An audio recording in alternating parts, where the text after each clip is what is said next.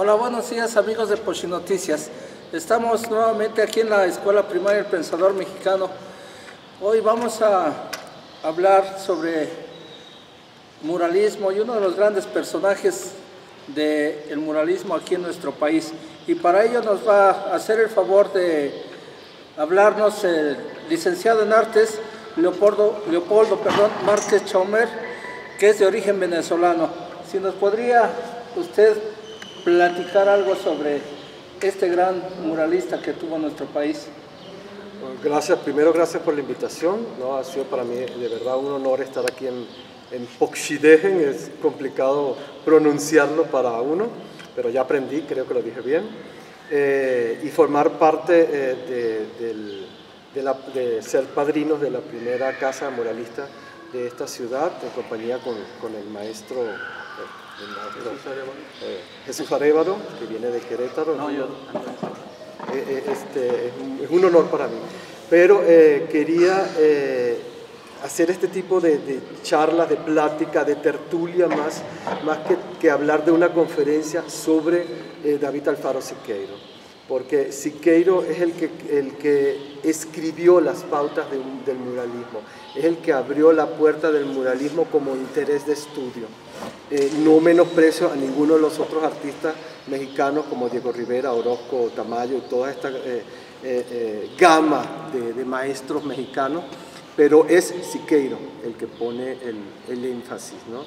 Entonces siempre me gusta que cuando se hable de Siqueiro se hable de la persona, del humano, del que era militar, del hombre en su casa con sus mujeres, porque fue muy mujeriego, de todo lo que le rodeaba a él, y nos lleva a entender por qué él creó todo este tipo de técnicas para el muralismo, ¿no? Y no enfocarme solamente en qué pintó, por qué lo pintó y qué reflejó en el momento político, social de México, ¿no? Eso más que todo. Sí. ¿Algo más que nos quisiera comentar sobre, a lo mejor, parte de la historia del muralismo aquí en México? ¿Cómo nace? ¿Cómo cambia parte de esa historia aquí en nuestro país? Ese cambio viene por Vasconcelos. Vasconcelos, cuando hace la reforma educativa en México, él apuesta por los artistas plásticos y se une a este movimiento de muralistas, ¿no? Que estaba Diego Rivera, Orozco, estaba Siqueiros y muchos más que eran solamente ayudantes, que hoy en día son grandes maestros, que eran ayudantes de estos artistas, ¿no? Que ellos en la época no se consideraban artistas.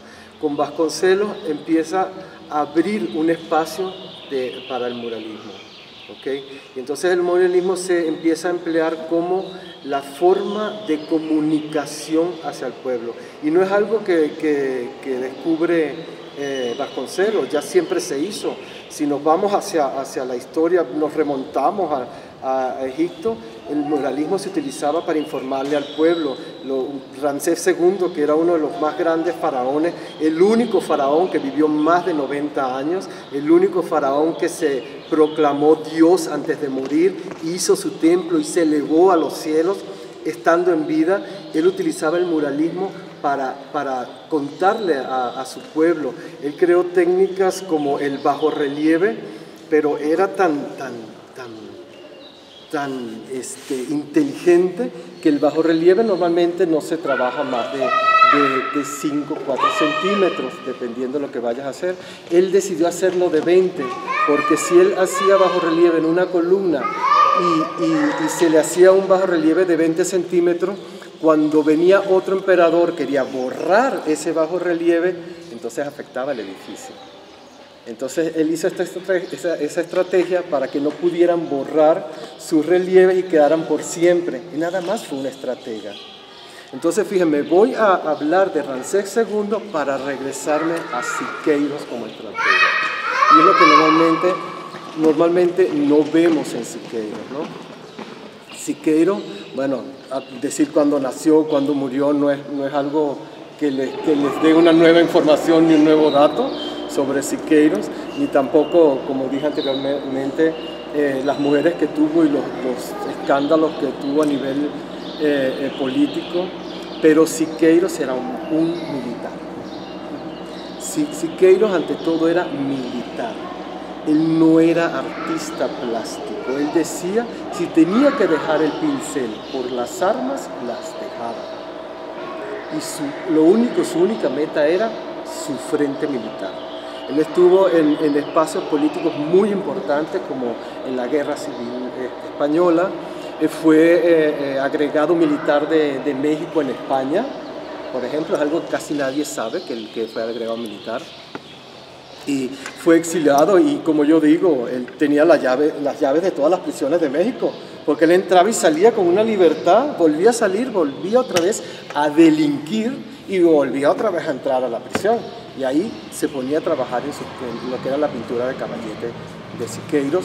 Sus mayores y sus mejores trabajos los hace en función a su reclusión, ¿no? Entonces, lo que vemos en Siqueiros es, y nunca analizamos, es que el militar mandaba sobre el artista. Por eso cuando vemos una obra de Siqueiros, vemos a una estratega. Él jamás hizo una obra sin hacer una estrategia. Y por eso es que él crea la poliangularidad. La poliangularidad de Siqueiros era para que el espectador, desde cualquier ángulo, no perdiera la perspectiva de la obra. Entonces, ¿qué hablamos? No es un artista, es un militar haciendo estrategias de dominio visual.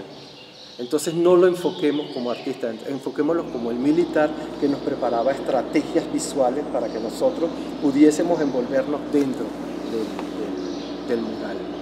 Una de las cosas más importantes. Además que la vivencia de Siqueiros como artista plástico, él era muy progresivo, muy progresista, muy modernista, muy industrial. Entonces él era el que pensaba que si vivimos en esta época, vamos a traducirles a un Siqueiros hoy en día. ¿Okay? Siqueiros hoy en día diría, nadie trajo la computadora, ¿y cómo vamos a planificar el mural? ¿Para qué tenemos la tecnología? Estamos en esta época es moderna, entonces modernicemos la época. No nos quedemos con el lápiz y el papel si tenemos la tecnología. Eso hubiese dicho Siqueiros, porque él siempre le gustaba la modernidad, utilizar los materiales que existían en el mercado. Y entonces por eso utilizó materiales como la peridoxina para hacer pinturas, que eran pinturas de carro, fondeadores de carro, para pintar sus murales. Pero uno de los elementos que más utilizó fue el asbesto. El asbesto lo utilizó para dar volúmenes a sus pinturas, esos relieves que de repente vemos en sus obras. Pero no lo aprende de él, no fue que Siqueiros lo inventó, eso se lo aprendió a Picasso. Porque cuando Picasso en la Segunda Guerra Mundial y todo este lío y la Guerra Civil Española y todo este lío que venía envuelto la sociedad española, se va al exilio y en Francia se hacen muy buenos cuates. El Siqueiros, Diego Rivera, toda esta gente, y ahí veían cómo en la pobreza que vivían, porque no eran millonarios ni nada, eran como cualquier artista, como somos nosotros ahora, que de repente queremos hacer una inversión en el arte y el dinero no nos la da. Igual lo vivieron ellos. Ellos no fueron esos grandes monstruos que nosotros vemos ahora como artistas, igual tenían que luchar para llegar donde estaban. Entonces él vio que Picasso utilizaba mucho material reciclado y materiales poco convencionales para la pintura. Bueno, vamos a irnos a un corte. Esperamos que nos sigan escuchando. Posteriormente continuamos con más cápsulas. Volvemos enseguida.